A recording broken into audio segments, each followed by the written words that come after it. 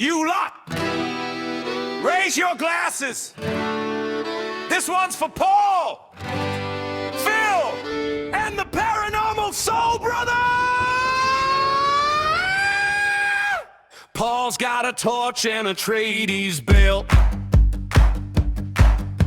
Swears that he felt a cold hand on his bum.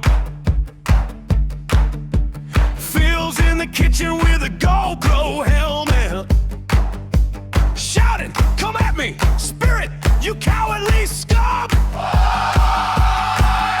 Soul Brothers burning the bargain bin sage, reading vibes like a busted old gauge. Ghost wankers, ghost wankers, three brave idiots and a busted van. Ghost wankers, ghost wankers, chasing bad vibes round the caravan. If your house feels weird and your dog won't stay, they'll rock up drunk and scare it away. Ghost wankers, ghost wankers, best worst hunters in the whole damn land. Oh, yeah. Oh, there's no guest tonight. I don't know where our guest is. Thomas Siaka. He was going to talk about some books that he co-wrote back in the 90s. He was going to talk about a hitchhiking ghost that he actually experienced. He saw a UFO, a triangular UFO, and he was going to tell us all this story, and he's not here. So, Well, hey, Paul, there's a New Jersey thing that Jay may have heard of. You ever hear about the Lady of the Parkway? The Lady of the Parkway I've heard about, yeah. There's a lot of stuff going on. We have the Jersey Devil, so we have some cryptids. We have Shades of Death Road, which is up in North Jersey. I haven't heard about that one. Tell me about that one. That one it's a Indian legend where a squaw was off on a cliff and then she jumped into the river, and now you could see her wandering through, but the name of the road is Shades of Death. And I think there was a plague. I don't know. Is there actually a road named Yes. Shades of Death Lane or something?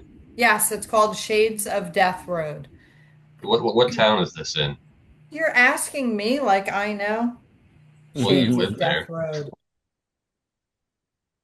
It's in Warren Come on. County. It's a 6.7 mile stretch. It's a 6.7 mile road in New Jersey. Yeah. It's Alamucci, and it's Jenny Jump State Forest, which is, I guess, that's where the legend comes from, because Jenny jumped.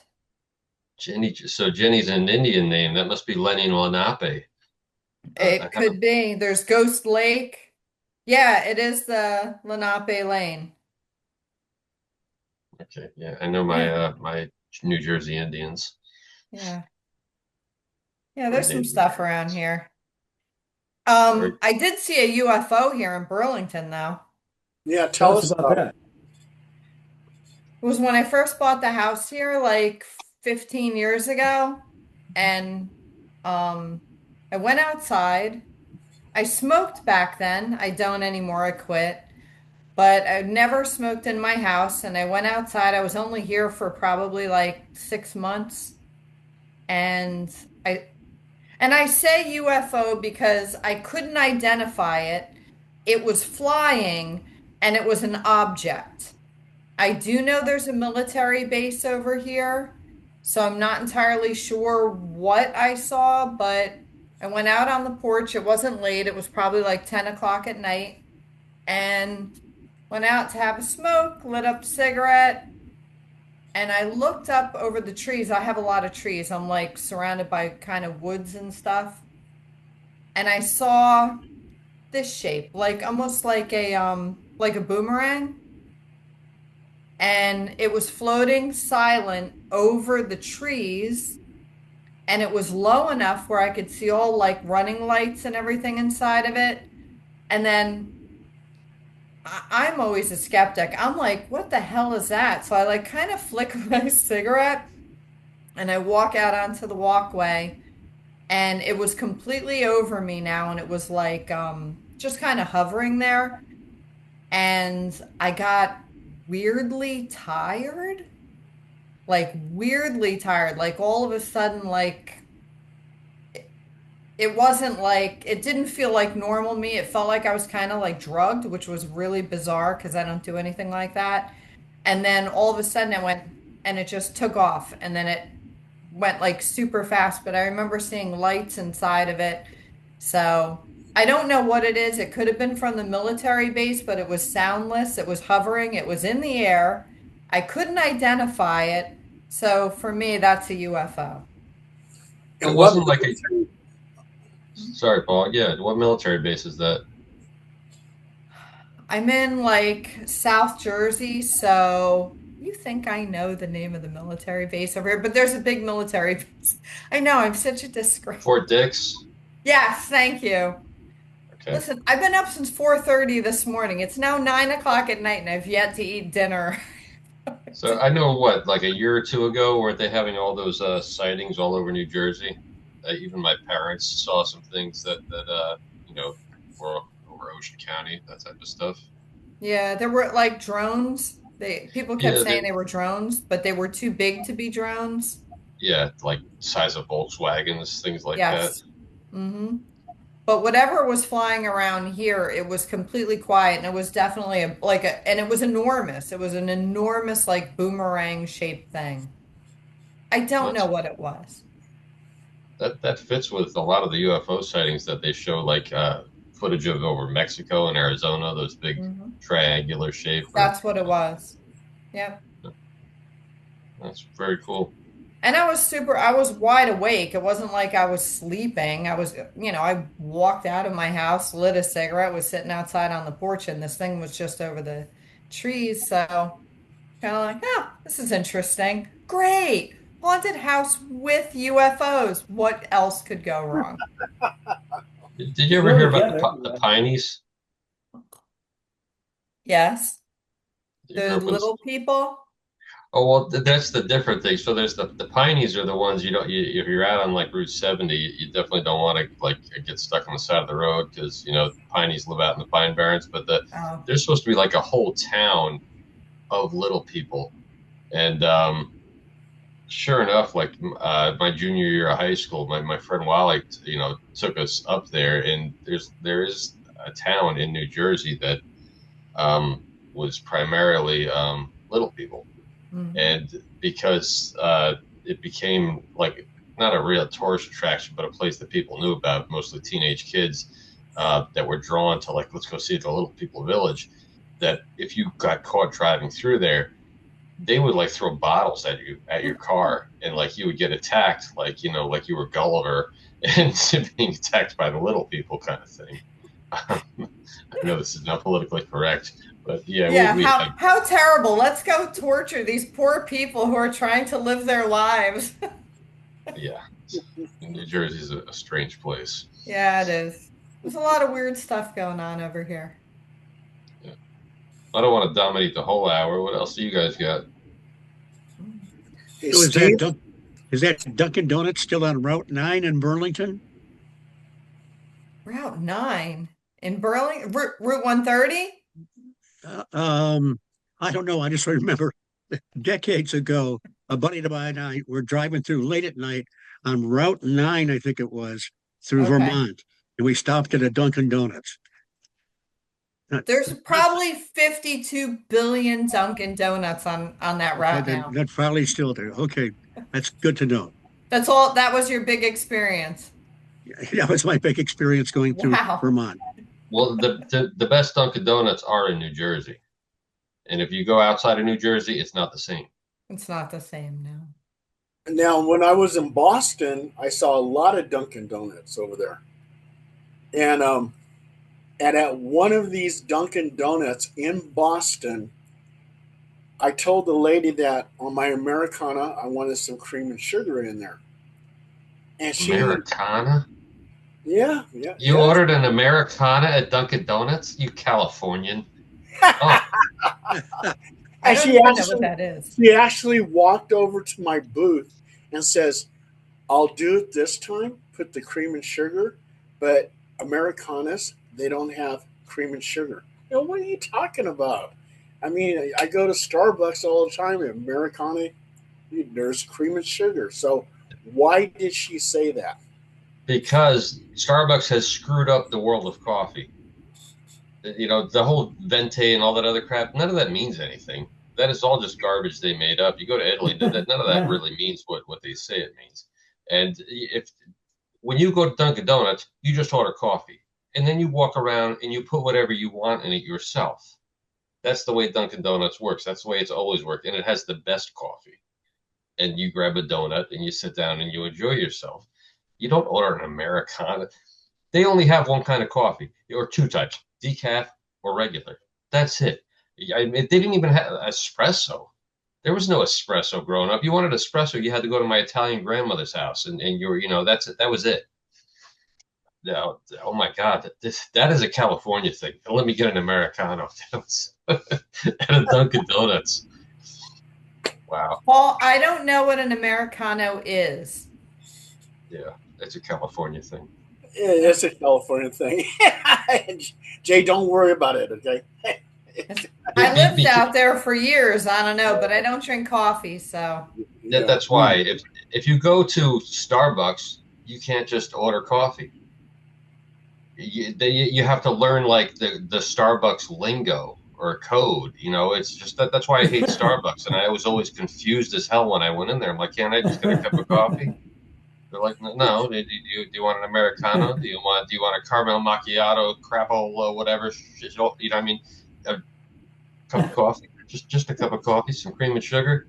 I'd rather go to McDonald's. I mean, Yeah, and it's confusing because at Starbucks you order a tall, which is small, and then you got a grande, which is medium and it's still not that big, and then you have the venti, and it's about the regular size that you can get over at Dutch Brothers or whatever.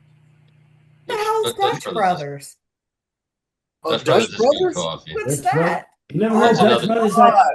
It's like a It's little to-go stand, like a drive-through that's been getting really popular out here in some areas. It's like a drive-through. You can early in the morning go and you drive by the stand. It's small. It's not like Starbucks where it's a big store, but Okay. it's more like a booth, like a giant booth of coffee. But And then people when you first see it, you're like Dutch Bros. Like, what is Dutch Bros? And then you look at it, and but I guess enough people start trying it, and I guess it's convenient. All right. and You know, with Dutch Brothers, the lady always comes up to the car. She takes your order, and then she sticks this computer thing in your face and says, "Totally optional" on the tip. It's like, hey, I'm already spending what $6 for a coffee, and then you want a tip too? What? All those places need to get better desserts anyway. It's like the lemon pound cake and the banana cake. I mean, it's the same shit every time. I don't mind tipping if I'm sitting down and I actually have a waitress, but I can't stand when I actually walk up to a counter. The person turns around and pours something and then flips the screen around like I'm supposed to give them a tip for like fountain drink of soda. Do I tip the person at McDonald's? I mean, the schmo at McDonald's, isn't getting a tip. But to be fair, McDonald's employees are making up to $18 an hour, and then these jerks with these, waitresses are making less, like half of minimum wage, or was it two something an hour, or three something an hour? They're still getting Yeah. away with paying waitresses, and because the tip, the gratuity, which I think they should change the name of because it's really not gratuity. It's an entitlement, really what it is. You're expecting it. You're supposed to add it to the bill. Then it's not a gratuity. It's an entitlement. So the whole name of the whole thing is aggravating. So and In they're West getting free Virginia. labor. What they're doing is they're shifting the cost of the labor down to the customer directly right there at that moment.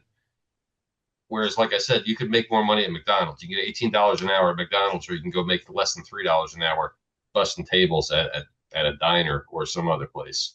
The McDonald's out here, my friend was just looking, they're starting people off at like $22 an hour Awesome. for McDonald's. Don't worry, But they'll be replaced by those automatic screens though. Oh, but they there's do all. dog those people. Those people at McDonald's. I mean, what they were getting paid for before they were getting paid like these big bucks. I mean, every 30 minutes you got a timer, you got a sweep, you got a mop, I mean, and they check, you can't just throw the food away. And then they tell you, on your break, do you want to eat that food? It's like, and people, if you're working there, I mean, it's like double. Give me your you weren't making that much and you were eating crappy food. But the thing of it is the way they have you mop, sweep, check all the timers, and it's not always easy. It's like kind of like driving work, so they need to pay them something, but it's Right. Oh yeah. still, No, some people I'm have been not. working like 20 years and don't get paid that much. That's not fair. That's I yeah. wasn't. I wasn't saying they're being overpaid. I think I'm glad. I think they should be paid at least that much. I worked 3 days at a KFC once when I was a teenager. I lasted 3 days. My friend lasted one day, and he walked out. I was nice enough to say, "You got 2 more days, and I'm out of here," because they didn't have a dishwasher like machine. They had three sinks, the whole three sink method. And I thought, oh, it's a KFC. They're not going to have a lot of dishes, right? It wasn't the dishes. It was the sheet pans. Yeah. Oh my God. It was like, no, it was never ending sheet pans over and over and over again. I was out of there. Yeah, yeah. I went back to It's pumping gas and working in a garage or working the boardwalk in Seaside. I Much did better round job. table and McDonald's at the same time, like, and that was crazy. But I remember I gave up McDonald's before I did round table. And then it was a brother that owned the place and he came to me. He says, "Hey man, like what's wrong?" And I didn't really tell him I had two jobs, but I said it's too much. He said, "Well, I was just starting you at the bottom because I saw potential in you. I thought I wanted to show you the ropes from the bottom all the way up." He said, "Look where I started." So he took me in the back, and he actually started working there, and then ended up owning it. He's got a bunch of them, but like that's what they do to motivate you. But I was like, nah, I'm just not. I can't do McDonald's. It was just too, just at the time, when you're young. But Round Table and McDonald's, and it was crazy. And the checks still weren't that big. What was the Well, best job everybody had? Like, let's just say ever, because I think sometimes the teenage jobs that you had sometimes are better than the adult jobs you have. How about you, Steve? Let's start with Steve. He hasn't talked a lot. I worked in a I worked in a pet store, but the Wanadon's pet store, and I was the one that cleaned the dogs' cages and fed them and everything. And they were kind of I don't know, they just treated the dogs like a commodity, and I really took care of them. I made sure they had water and food and that sort of thing. So and that was fun. It's awesome. What about you, Paul? What's the best job you ever had? You know, I was very fortunate because I had a lot of cool jobs. When I went into the military at the age of 18, U.S. Army, they shipped me over to Germany. I became an MP, military policeman, and then one day they were advertising. They said we need some MPs that really are streetwise, that are cool to work undercover narcotics with the drug suppression team, CID, Criminal Investigation Division in Germany. So I said, yeah. So I applied for it. And I was streetwise. I mean, I was living in the Bay Area, San Francisco, and everything else. So I knew my stuff. And with that job, I got to travel all over Germany. All I did was buy drugs, testified at Article 32s and court martials. And I did that till, 1973, 1976. So, and then I was a firefighter. That was a cool job, except I almost got burned. And I got to tell you this story. I went to, there was this big fire in the Sierra Nevada mountains. And the captain tells me, he goes, Paul, he goes, get that spot fire. I said, okay. So I got the hose. I'm over there trying to get the spot fire. And I turn around, and there's flames 20 feet high. I'm going, what the? And I could feel the heat. It was like burning my face, and I could smell my hair. It's getting all crackly and stuff like that. And I said, oh my God. And the captain's yelling at me, Roberts, get in the fucking roots of the fire. I'm going, fuck you. And I threw the hose down. The hose went like this. And I got up on the fire truck. I put my arms like this. And he goes, Roberts, get off the fucking truck and get in here and fight the fire. I go, fuck you. And then after that, he goes, you're fired. Okay, fine. Take me back to the barracks. So they take me back to the barracks. He's calmed down. I'm calmed down. And he goes, Roberts, he goes, some people, this firefighting thing is just not for you. And I said, you're right. It's not for me. I mean, these guys are heroes, but I ain't going out there and getting burned. I'm sorry.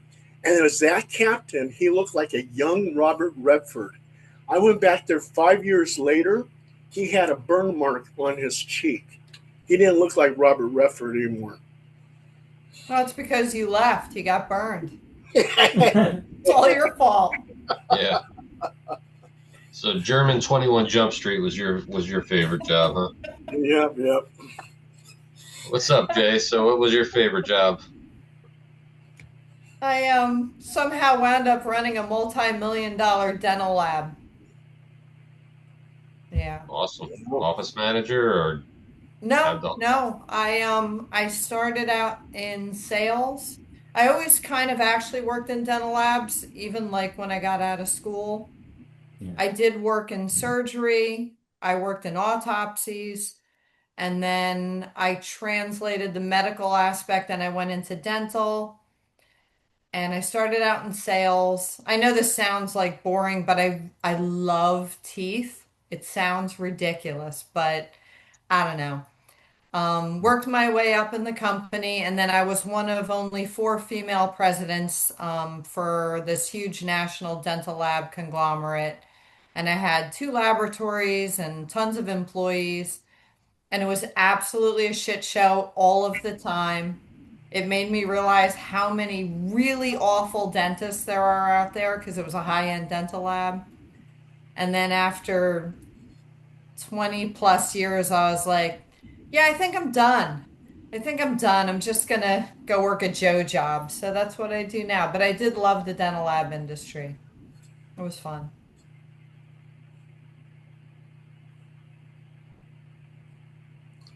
And dentists, they scare me. Uh, They should. yeah. They I, should.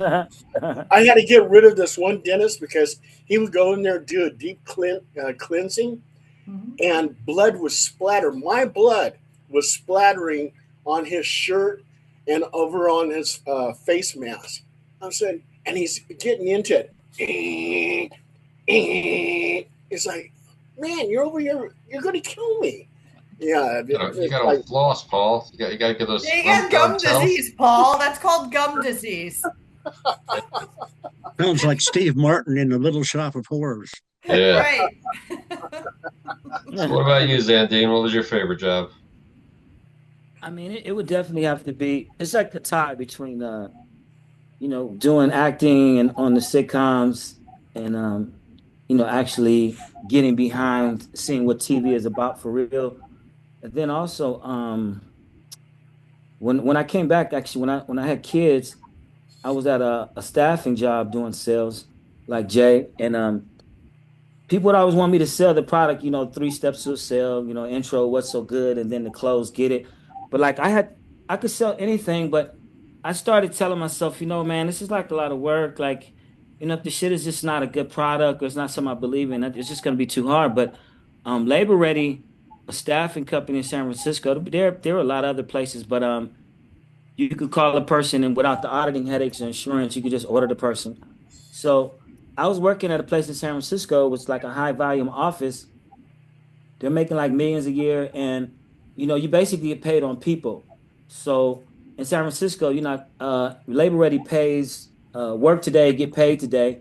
Some people get paid weekly, some people get paid monthly, but a lot of people's work today, get high today. Work today, pay my bills today. You had a myriad of personnel that you have to deal with. So the trick to staffing, um, people want to go to the job, but you have to send the right person. So sometimes you'd have like a guy say, "Hey, yeah, man, I'm a carpenter. Can you send me out, on a carpenter job? I need some money." I'm like, "Well, what you do you have your tools?" He's like, "No, I don't have any tools." I'm like, "Well, you get some tools. Let me know, like, what level are you? You mid-level, journeyman, whatever." So, um, or you'd have guys come in there and they'd say, "Hey, look, man."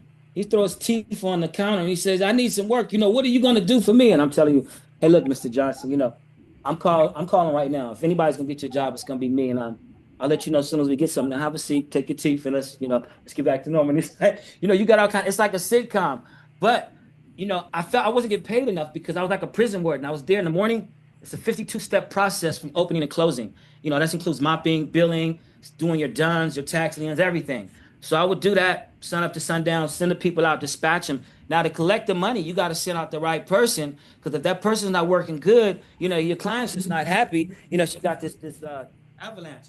So I asked the people in New York, the parent company, "Can I get paid a little more? I got a child, another son, a son coming." And they're like, "Yeah, we'll talk about it. We'll talk about it." So we never did talk about it. But meanwhile, I'm sending out like 200 people a day, at an average of like $40. I got some carpenters out, weeklies at, $80 an hour. Like I'm billing and I'm like, well, where's the money? So Bank of America was a client I had. I had bricked him. I just went out one day and talked to the branch manager. Was like, hey, you want to outsource, blah, blah. If you need any people, call me. So they called one day for the people at the park where you go to sports events where they got try to get your information, get you to fill out a credit app. So they would order those people from us because they could get like 13 per booth.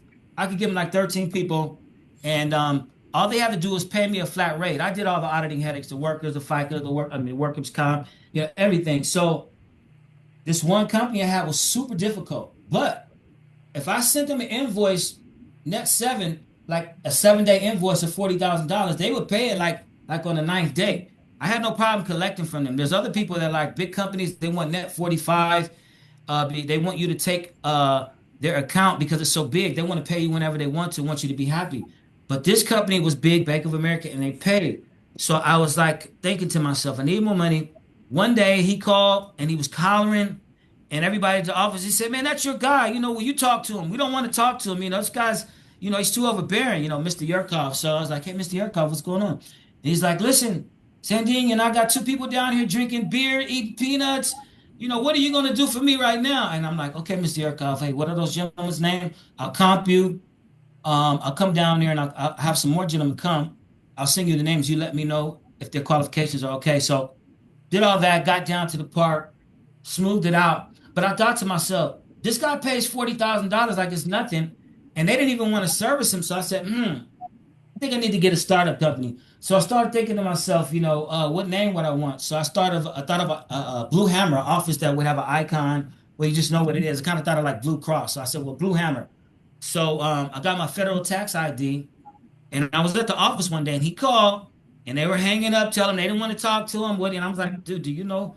I mean, we had a lot of clients, but not like that. And so I prayed on it. I said, I'm going to ask him because this could be jeopardy. It could be like I'm stealing the client. So I told him, I said, "Hey, Mr. Yurkov, when you call me a laborer, you're getting a laborer, but I think I have a better startup company for you, people that know the 3 steps to a sale, have the proper dress, more in line with what you like." And I said, "I don't know if you'd be interested." And he said, "Zandine, I don't give a shit if it's in Timbuktu or what the hell is it. Send it to me right now." I just said, "Oh shit." So I sent him my mission statement, credit references, all that, signed his shit up. I went to the bank that day, opened up that account. And what I had to do, since I didn't have the money to pay my workers that normally work with me at Labor Ready, I just told them, "Hey, I got extra work. I don't pay you daily, like Labor Ready, but if you want to, you can fill out an app. It takes 2 weeks, blah, blah, blah." So they filled it out and gave me enough time to deposit the money from Bank of America, Mr. Yurkov, and start my own staffing. So what I was doing, had Labor Ready. I might have 10 people out for them and then have like, 30 people out for me. And they were like, "Well, who's doing this? What is this operation?" And said, "Well, that's Blue Hammer." And they go, well, who is Blue Hammer?" And he go, "Well, that's Zandine." So my boss said, "Hey, Zandine, I want to talk to you, And I was like, "Oh shit." He said, "I'll meet you back at the office." So I raced back to the office and I started writing basically a resignation letter, because I really didn't want a confrontation about the account. So I just told him, "Hey, this opportunity served me well, but at this time, like I said, I needed more money. I have to go." But he came back and he read it. He said, "No, no, no." He said, "I don't want you to quit." He says, "Let's talk about this. Like, how can we expand?" And I like, but I didn't want to like get sued for any kind of infringement or anything. So I just still left. But that was the best job because the money was so. I mean, when you send out invoices for 40,000 a week, and you get them right back, and it's going to your bank account. When you start going out to dinner with your family, you're looking at things, and you make sure that you don't, let everybody keep the change and take two of these and two of that. You have to make sure that you save and everything. But it felt good to have the type of money generated from a business that you see other people that you dreamt about. But so that was the best job for me. I know that was a long story, but hey. That was a good one. My favorite job was not the job I made the most money with. I've been in IT for like 35 years now, and Marine Corps before that. But my favorite job was working on Seaside Heights Port. Take out your trash cans. And it was just,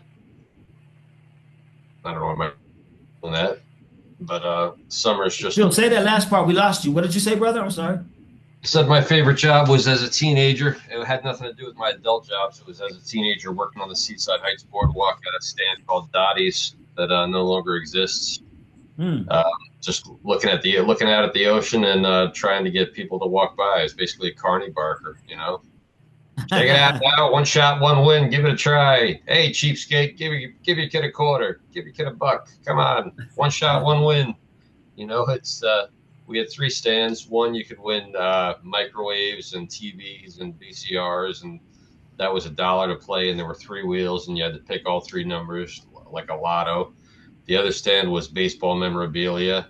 That was a quarter to play. And then the other stand, which was also a quarter to play, you could win hermit crabs or like beach paintings type things. And they were all 3 connected, and you just got to work whatever stand, you got that day. And it was great. You just sat there all day, flirted with whatever girls came up, to the stand. And there were a lot of them because the boardwalk was full of them.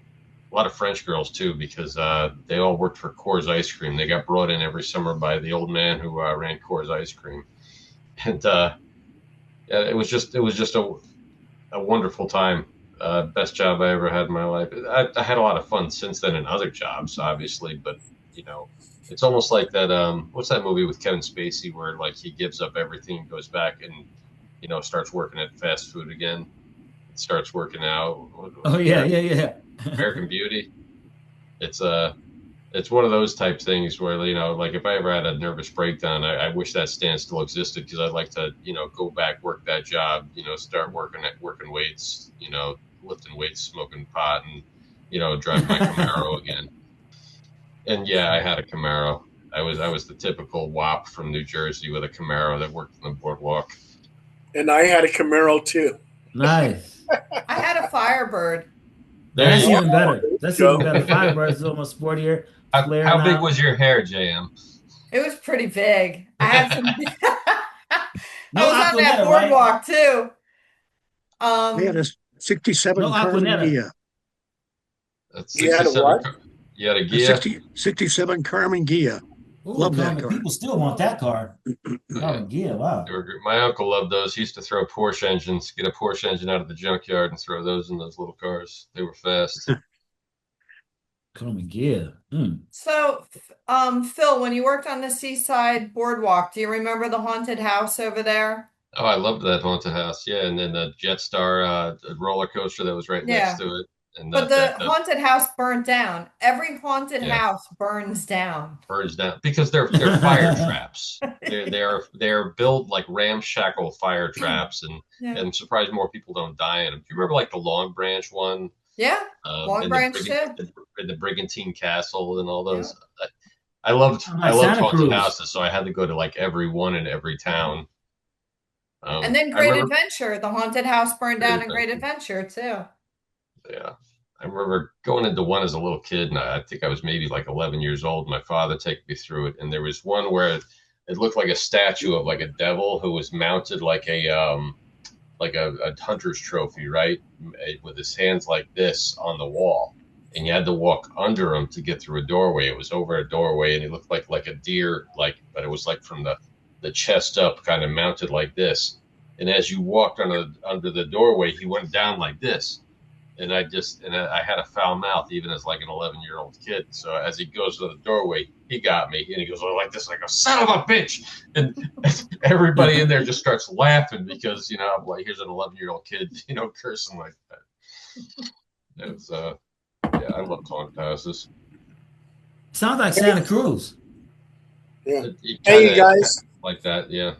we got about 2 minutes. So we're going to come back. We'll finish up the interview. And yeah, and think of some good questions like what was the thing in your life that scared you to death? The Exorcist. Nothing. No, and So nothing. we'll come up with some stuff. Absolutely. Okay. Yeah, yeah, Zandine. It is. The whole Jersey Shore has a series of boardwalks. You know, from Wildwood up through Seaside Heights and Oh, okay. whatnot, and they're all kind of like it's like the West Coast version of Lost Boys. You know, you see the Lost Boys movie type thing. It was Oh like yeah. that.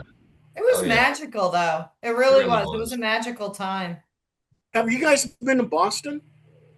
Yeah, Yep. Yeah. yeah. Oh yeah. Did you like it? They got too much attitude for me, but you know that's all right. Well, Okay. Boston got a bad rap. I was stationed in New London, Groton, Connecticut, and in the shipyard up in Portsmouth. So we went through Boston, Boston area frequently, and there was a great comic book store there that we would stop at. So I remember my first visit to Boston as a kid. My sister and I were making fun of the New England accents. We thought we'd never heard anything like that before. Yeah. Hey, Steve, you've been UFO hunting for like a long time. I know you got some stories you haven't even told us about, man. You probably just gotta like think about it, but I bet you it's like some stuff you haven't even told us, man. Well, I'm more of a researcher than an experiencer, but I did see something strange in my night vision goggles one night. Oh, okay. I don't know if we have time to talk about it, but No, we When you get got back, 15 seconds. okay. 15 get back. seconds. And then wait for the second link. And we'll be right back. Check when we get back, Steve. All Okay. right. Hey, Thomas. Thomas, can you hear us? All right. Any We have recollections of the Thomas Who movie?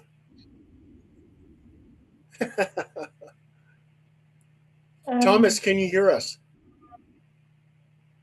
I swear that's what Anne Margaret says in Tommy.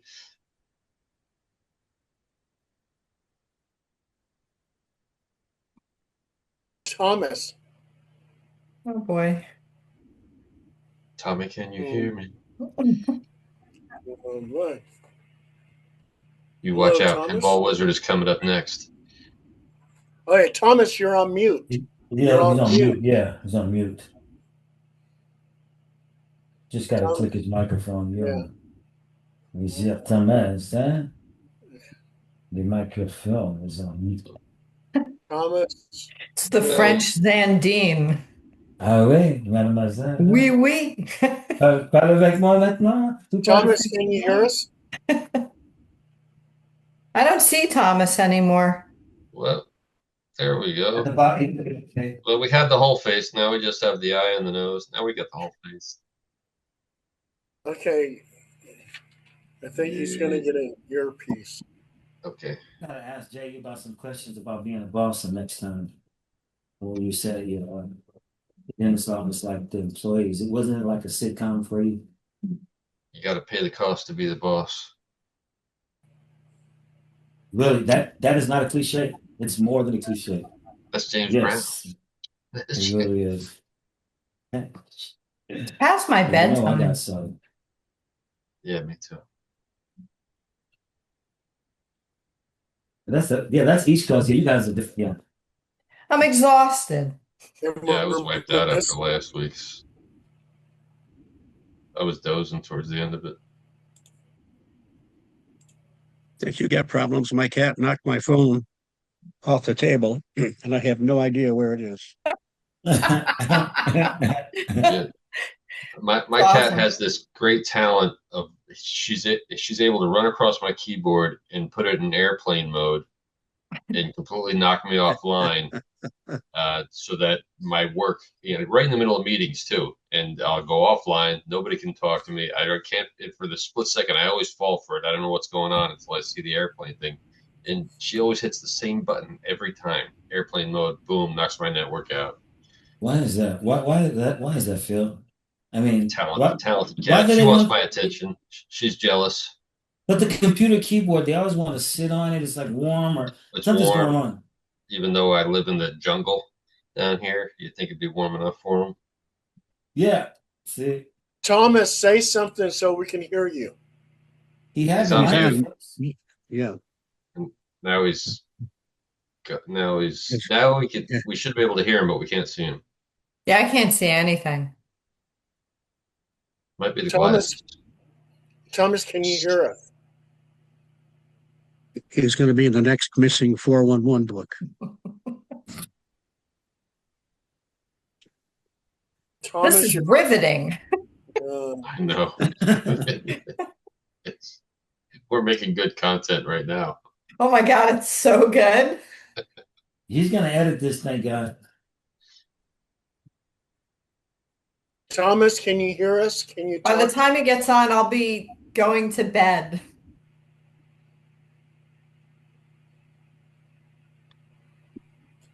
He's giving us sign language.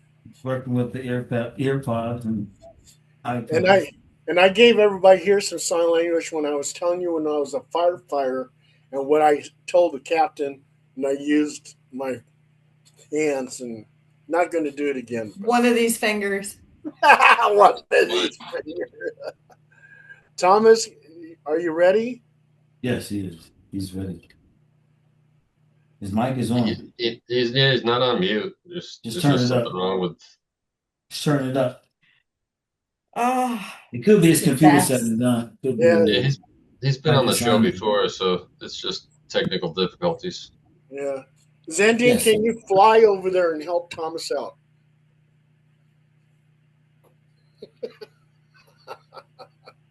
Can you astral project over to Thomas and help him out? Come on, Zandine, you can do it. Oh my God. Jay is the one. I just told me Jay can do it. That's right. I know you Thomas. can do it. See, his mic is working now. Tom, he's got it. Come on. Now it's off. Well, You know what? If you go into the settings outside. While we're waiting for Thomas, I'm going to ask you guys something. Okay, Phil, what was the scariest moment in your whole life?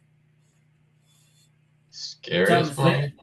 make sure another app isn't sharing the microphone. Scariest. I got hit by a car. Oh, you did. Yeah. Can you tell us about it?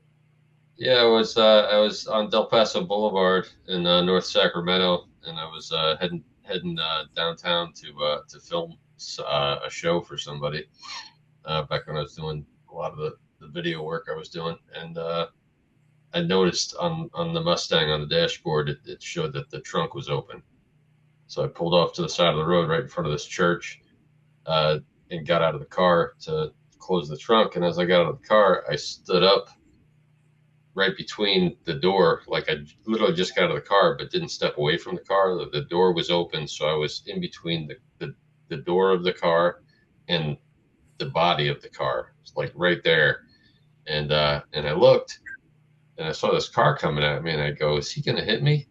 And just as that happened, I must have jumped at the last second or something. I don't remember doing it, but I must have jumped because otherwise I would have been dead. And I ended up going up over the hood and over the windshield and over the whole car and flipped over and woke up in the street, lost a flip flop, broke a toe, was unconscious, but then woke up.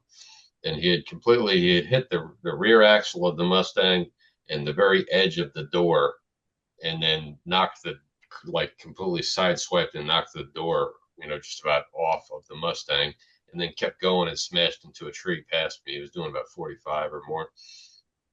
Didn't even get out of the car, was like drugged up or something. And yeah, it was I guess I didn't have time to be scared, so I don't know if it was the scariest moment, but it was one of those shock type things. And like I said, I look and I go, "See, he gonna hit me?" And then, like I said, I don't remember making the conscious decision to jump, but I know I must have because otherwise I would be dead. I would have been crushed and like either pinned to the car or just smeared against it, and ended up flipping over the car. I was sore as hell for like almost 2 weeks. Felt like I had been literally tackled by a car, but the only thing I broke out of it was a toe. Yes, You one of did those lose weird. that flip-flop. I did. Yeah. You know, No, Thoughts and no, prayers. that is pretty scary. I mean, when you were saying, "Is he going to hit me?" That's exactly what I was saying, and that was back in the '70s. And I was going down the freeway, and I saw this car just going really close, and I was thinking in my head, I got to get out of this lane, but it was like too late. And I go, "Is he going to hit me?" And sure enough, bam, he hits me. My car spun around. I mean, I didn't get hurt, but man, that is some scary shit. Thank Oh, God you were in front of that church. yeah, Imagine what would right? have happened if you weren't. yeah. Yeah, maybe it was a miracle. I had another incident where I was on a freeway in Florida, and a moving truck tried to get in behind me, and actually ended up clipping the back of the car and doing like a pit maneuver on me, like the cops do. And I actually spun my car around at like 55, 60 miles an hour, and suddenly I'm completely turned around doing like 50 or 60 down the freeway, and a car coming up the middle lane then hits the front of my car, spun me back around the other way. I ended up all the way across the other three lanes and in the middle of the freeway. And meanwhile, it was like one of those, didn't have time to think about it. It was just counter turn, counter turn. It was like all my driver's ed, just instincts was kicking in. And yeah, that was my mother was in the car with me. She was still alive at the time. I remember she just her just screaming and putting her feet on the dashboard and tucking her head between her legs. And yeah, That's horrifying. Oh yeah. yeah. So cars, I guess mine was. Oh, I drove a motorcycle off of a half of a hill. It was like a There we cliff are. one time. That was pretty scary. I Did was you? looking for a high vantage point to find my son who was on like one of those quads down below. I'd lost sight of him, and I thought it was in Prairie City. You guys know where that is in Sacramento. And Yeah, I thought I know I what's thought that. that there was a top of a hill. I would just go to the top of the hill and stop and look around. So I gun it and I go flying up the top of the hill. Well, there was no top. It was just like a cliff. And so I went flying off the thing, and it didn't end well. My shoulder's never been the same since that. Oh, yeah, it's horrifying. Jay, what was your scariest moment? Bringing it back to the Jersey Shore, growing up, I we had a house in Ortley Beach, which was right next to Seaside. I lived in Orly. Yeah, there you go. I had a house over there. So I'm with my friend Paul, and we're out in the bay, and we're on a surfboard. And I mean, I'm like little, like I'm not a big girl or anything by any means, so this could have ended me. But I'm like on the surfboard like this with my whole body in the water, and my friend Paul is sitting on the surfboard, and we're talking, and all of a sudden I feel something bump me on the side. Yeah, Phil got it. Bump me on the side, and I feel like something go behind me, like pretty big, maybe 5, 6 feet. And Oh, then all I hear is just the blood whooshing through my ears. And my Oh, friend Paul still talking. It's like, wah, wah, wah. I had no idea what he was saying. And then all of a sudden, I got bumped harder. It came back oh, around the surfboard. And man. again, I'm like 110 pounds. It went behind me. And when it went behind me, I saw the fin go like this on the other side. I said, the third time it's going to take a bite out of my side, which would have been, it would have cut me in half at that point. So fight or flight kicked in, so I just start swimming, like terrible swimming too, like, You got splashing off and the everything. board. You Yeah, got off the board. I was in the water, he was on the board. And jeez. I went swimming up to the like there was in the bay, like in the bay, it's like 20 feet of water, so it's deep. Oh yeah, no, Um, yeah. there was a ladder, so my feet were on the ladder before I was like out of the water. I hurled myself up, I turn around, and now I can hear, and Paul's going, "What's going on?" And I see the fin like going behind him. And I go, "Paul, don't panic." And he's like, "Why?" And I said, "There's a shark." And he does this shit and falls off the surfboard and into the water. So Oh, Oh, then he's swimming. He's like a sack of rocks. I mean, splashing around and shit. And the shark did take the surfboard. So we did what he oh, wound up making it to the thing. We were only probably like 20 feet away from the ladder, but 20 feet when you're in the water. And the thing was large. I mean, it was maybe a 5 foot shark. I'm 5'4". So, Do yeah. you still have the marks from where the shark bit you? No, it didn't bite didn't me. It bite her, bumped man. me. It was Oh Oh, just shit. bumping me with its nose, like I guess testing. And then I just, the What were you third time wearing? around, it would have Were you, bit. what were you wearing? Bikini. Okay, so did it scratch you though? Because they got like sandpaper skin. Yeah, I had all like road rash on the back of Yeah, me and the side of me. yeah, they get you like that. that Yeah, is scary. And while you're telling that story, all I can hear was Jaws theme song. it was terrifying. Jaws Oh, terrified me as a kid, and then this happened, and I'm like, oh, come on. oh yeah, yeah. oh my God. Yeah, that You're was a good crazy. one. Uh, Steve, how about you? I was in Michigan. I was heading eastbound on I-94 going to work in Jackson, Michigan, and I was doing the speed limit. I was adjusting the volume on my radio. I look up, and a deer has stepped out right in front of me. Now I'm in a small car, like a Metro, and they say, if you're going to hit, just don't worry about it. Hit the deer. Well, this thing would have come right through the windshield. So I instinctively jerked the wheel, missed the deer, and I was heading toward the center embankment. I jerked the wheel to miss that, and due to physical forces, my car flipped around and I was going backwards almost as fast as I was going forwards. Uh, And I started to go over this side embankment and I could see the world receding through the windshield. And the world's turning upside down. The windshield is cracking. The side windows are shattering. And I ended upright and I had just minor whiplash. I stepped out of the car, had the presence of mind to turn the car off. A truck driver stopped and he said, "Man, I don't believe you walked out of that." And an off-duty cop had stopped and he had called an ambulance and called the police. And once he found out I was okay, he canceled the ambulance. And when the police officer came, I told the story, and the off-duty cop said, "Yep, that's exactly what happened." So of course, the car was totaled, but and my magnetic CB antenna is somewhere on I-94 still. But anyway, that was to watch the world go upside down, and the brakes weren't doing anything. oh. That was pretty strange. That is scary. That is scary. I'm seeing Thomas. Thomas, can you hear us and talk? Hear me now. It should be working. Yeah. I'm on the You Zoom. got, Yeah. yeah, You can hear Rock and me. roll. yeah. Rock Good. and roll. I You had guys, to. you I guys had don't. to upload the Zoom app. Oh, I Okay. got it. I got it. Yeah, Hey, because I'm on Zoom normally with my doctors, and there's no problem. I just do it through the browser. But for whatever friggin' reason, so I just went back and uploaded the Zoom app. So, but I opened up my computer too. But you can hear me, right? yeah, Thomas. It's great because uh, Phil didn't want to hear Zandine and my story. So, No, I didn't want to hear it. Oh, okay. Well, I have several ghost stories. Where should I oh start?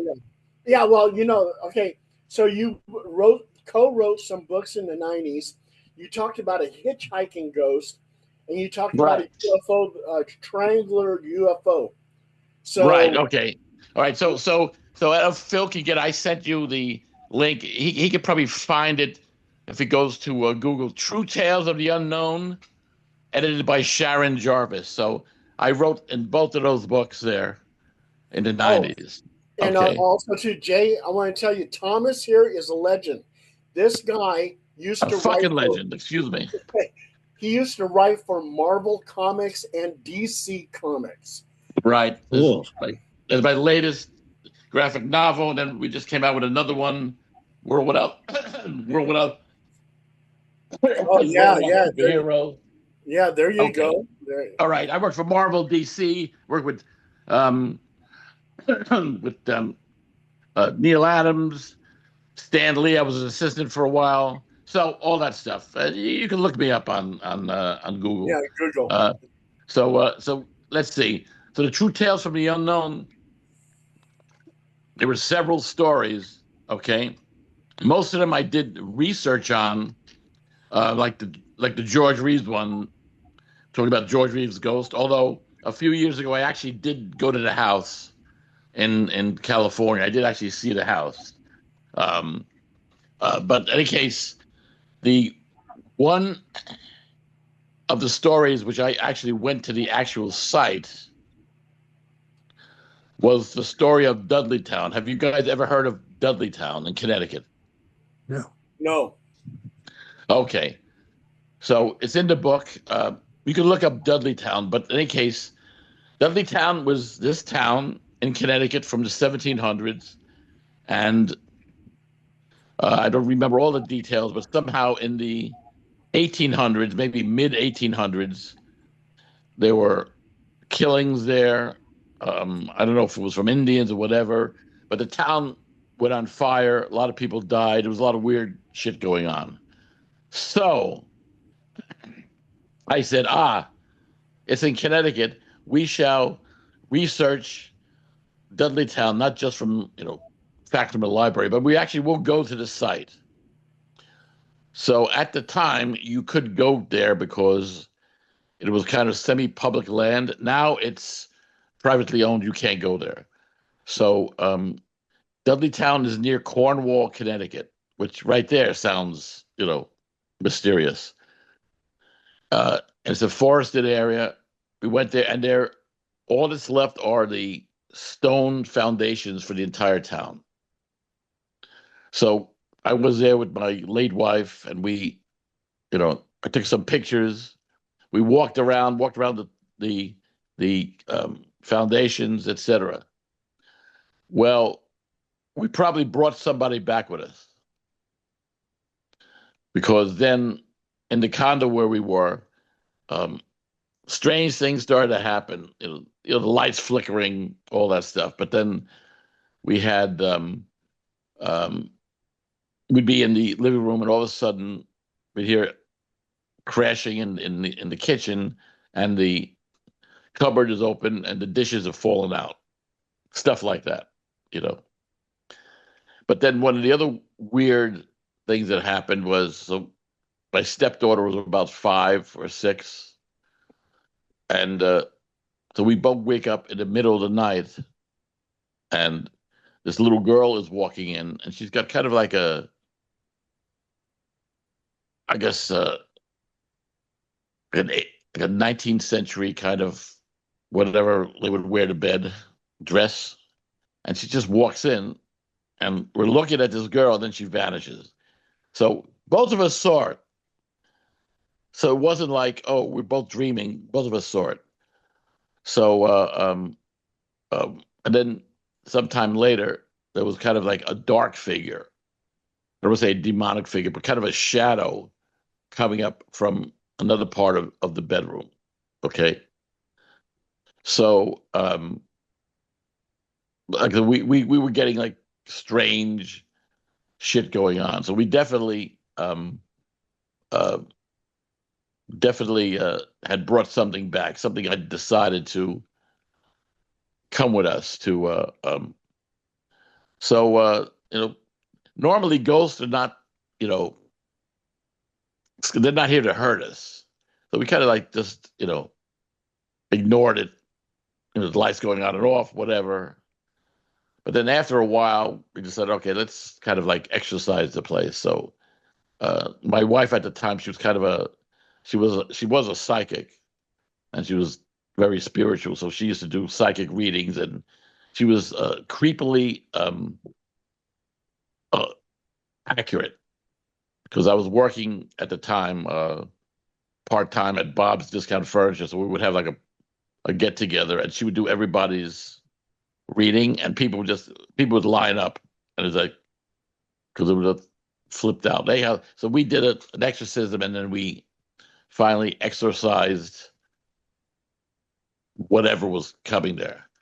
Now, the thing that's weird, which could be why I'm having problems with the phone, I don't know. So where I am currently residing, which is at an apartment that my friend has in his house, because I had a breakup with my partner of 20 years a few months ago, so I had to leave. So across the street is a whole bunch of houses were built. Well, apparently it used to be a cemetery there, 20 odd, 30 odd years ago. So my friend Ray, who I do some of the books with, he said, yes, there was a cemetery which was like a Native American Indian cemetery, and they decided to just build houses.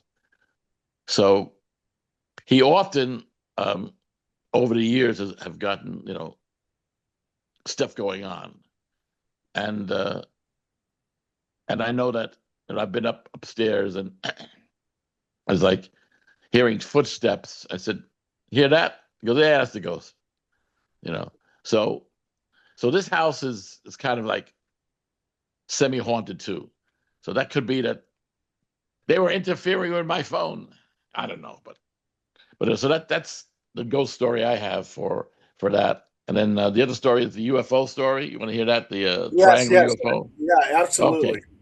All right, the triangle UFO. I don't have I used to have a painting of it. I can't find it. But so it was probably around early 90s. This is Danbury, Connecticut. So again, I'm with my late wife, and we're driving. So I don't know if you guys have ever been to Connecticut, but where I lived was off of what's called Mill Plain Road. Maybe not a mile away is the Danbury Airport, and then there's also the Danbury Fair Mall, right? So it's about 9 o'clock at night. We're driving back from the mall, and we're on the local street. All of a sudden, like, we see all these cars stopped in front of us, and we look out the window, and there's this fucking thing in the sky. Now, it's one of those triangle shapes. It's very dark, but it's like a shadow moving across. But you can hear a hum, right? It's just like a hum, like that. And it's probably maybe, trying to think, maybe 1,000 feet in the air, just going over Did it have us. any lights at all? There were like three lights, almost like lights you see at an airplane, kind of like warning lights on each point, right? Kind of flashing. And then it just kind of like went over the horizon and it was gone. Now, friends of mine who live by Candlewood Lake, which is a few miles away, they saw it too. And it was, I don't say it was the size of an aircraft carrier, but maybe, a very large ship. I mean, it probably was not as big as the Intrepid, which is in New York, but it was pretty big. So now a lot of people, now Ray has said it, because we're in upstate New York by West Point. He says he's seen these things a lot up around here. And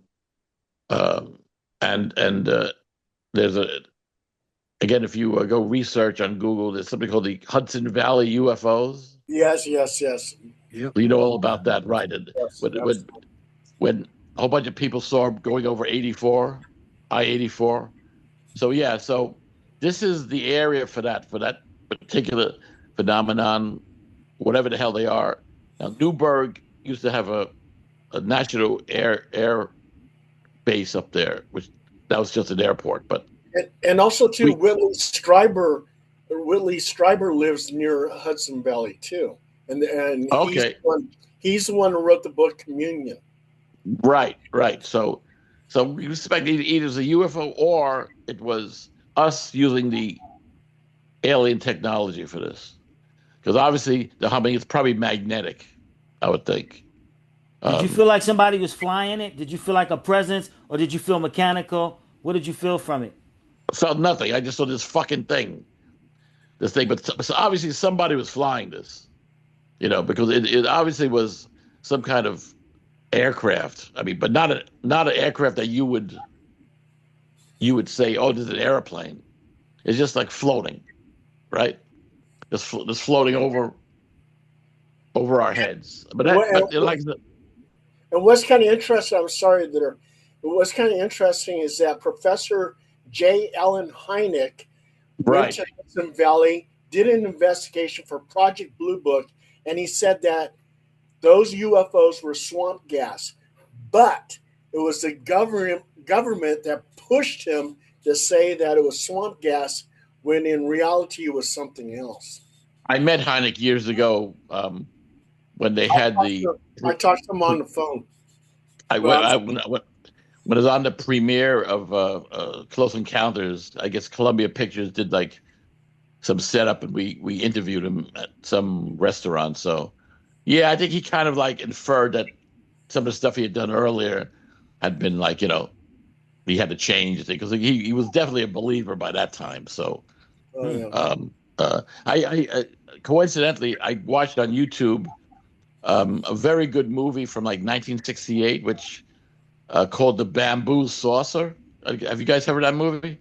No. I've heard of it, haven't seen it. Bamboo saucer. The What was that about? Bamboo Saucer. It's kind of a lower budget movie, more like a TV movie level, but it was actually a theatrical. Actually had a lot of really good actors in it at the time. Dan Duryea, James Hong, who is around, um, Lois Nettleton, and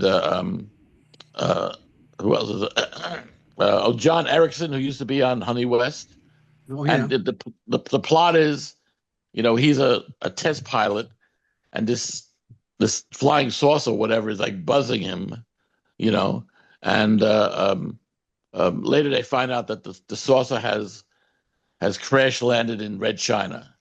So there's a whole government thing, and they go to Red China, and then there's also a Russian team there, but it was actually very well written, and the guy that wrote it. Can you hear me now, or is it? Yeah.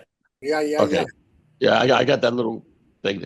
The guy that wrote it, Jerry Fairbanks, had actually been like a UFO researcher in addition to being in the entertainment business. So he had been like trying to make this movie for like 15 years. So it actually is very well written. So if you go on YouTube, The Bamboo Saucer, 1968, very Okay. good movie and very good special effects too, done by John Fulton, who did effects for like the Ten Commandments and a lot of movies for Paramount. And he kind of co-wrote the story too. So the effects are very good for that time. A very intelligent script. It could almost be remade today by Spielberg. So just an aside. But they mentioned some stuff in there that sounds very familiar to what is going on now with the committee meetings and all these files being brought out. So there's a lot of kind of humorous, stuff that. Oh yeah, we're talking about that. So definitely watch that. And Thomas, one thing is, when I talked to J. Allen Hynek, the situation was in 1976, Sacramento, California, and I was living at the time with a woman named Helen Lane. She comes running through the door. She's hysterical. She's crying. She's screaming. And she says, "There was a UFO. It was 200 yards above my head." I go, "Bullshit." And she goes, "No, it really happened." And she was crying, real tears. I said, "Okay, I'm starting to believe you. I said, I'll tell you what. I said, I'll if you really saw a UFO, I'm going to drive you down to the Sacramento Sheriff Office and you can make a report. She goes, let's go. I go, let's go. So we went there. We got there, and she makes the report. And then they gave her an 800 number. She calls the 800 number. It was the Center of UFO Studies. And on the phone was Dr. J. Ellen Hynek. So Great. she's telling her story, and we come back and I said, okay, I believe you now. And at some point in time, we broke up. J. Ellen Hynek calls me. He says, let me talk to Helen Lang. I said, I broke up with her. He goes, what? I go, yeah, we broke up. We didn't get along. He goes, do you know where she's at? I go, no, not really. He goes, did you see the UFO? I go, no. He goes, do you know what the UFO looks like? I said, yeah, she drew me a picture. He goes, can you send it to me? I said, I will. So I sent him the picture and everything else. And come to find out, the Sacramento Bee, the newspaper, there was two other people besides Helen Lang that saw the same UFO in different areas of Sacramento, California. So what she saw was real. So Dr. Jerry Allen Hynek's talking to me and goes, what were you doing at the time? I said, well, I was kicking back watching TV and I was watching the comic by Dick Van Dyke. And he goes, did anything happen? I said, yeah, the TV went static. He goes, well, that's what happens when UFOs are close by. They'll stall out an engine if you're driving your car, or your TV or radio will go into static mode. I go, really? Because I wasn't into UFOs at that time. I didn't know all that. And so that was my experience of my connection with Dr. J. Allen Hynek, another legend. Now, what did the UFO look like? Oh, Do you remember what the picture looked like? Yeah, it looked like a banana. It was like a banana that's raised up like this. It had lights on windows. It had windows and lights over on the side.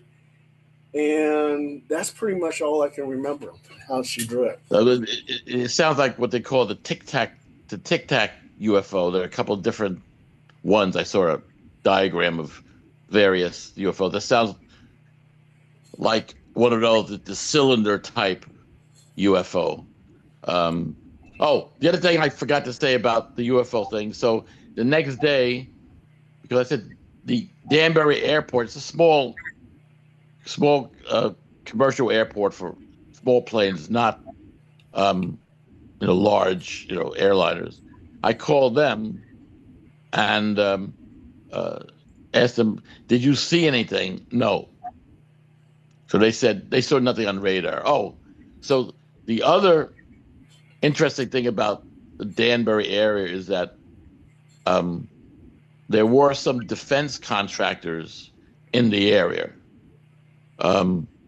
One of them is the one that I don't know what they do now, but they had done the I can't remember the name of the bomb site, but the famous bomb site that were used on our bombers in World War II, they made them in Danbury. Now, the other thing that was interesting, and I don't know if it has anything to do why this thing was there, but or why they were curious, but the company that made the lenses for the Hubble Space Telescope was in Danbury. And I remember people telling me, that was before I was there, that they actually had to fly. The lenses were so huge, they had to fly them out of the airport. So they did need a military transport to get them out of there. And the runway was a bit short for military transport. So the thing, when they took off, they actually had to almost go straight up to miss hitting, this hill with buildings. But they did fly. The Hubble telescope lenses were made in Danbury, and they're up in space now. Hey, Thomas, I hate to tell you, you have 1 minute and 12 seconds left, and then it's going to Okay. shut down. Oh, okay. Wait. So, all right. I'll shut up now. Bye. No, I'll no, just no, stay no, here. no. No, no, Thomas, no, no. How can people contact you? You can go on Facebook. I'm there as Thomas Siaka, SCIACCA, not Samsung, SCIACCA, and I'll give you an email, Astron ASTRON _2000 at MSN.com. Fantastic. So if you want to contact me, whatever. I'm so glad you came on the second part of this show. So I'm glad too. Sorry, I had some problems with anxiety last night, and I couldn't sleep, so I just passed out. I woke up at 9:40, But luckily we were able to get together. If Stan Lee was still alive, he doesn't like people that are late. Yeah, well, luckily I never had that problem with him, so just today. Very good. But it was.